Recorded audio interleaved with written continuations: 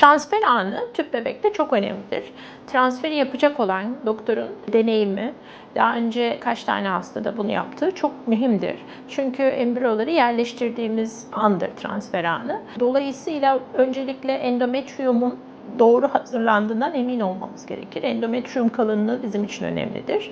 Yine embriyoların da tabii kalitesi önemlidir. Bu iki faktör çok önemli olmanın yanında yapacak olan kişinin de deneyimiyle transfer başarısı arttırılabilir.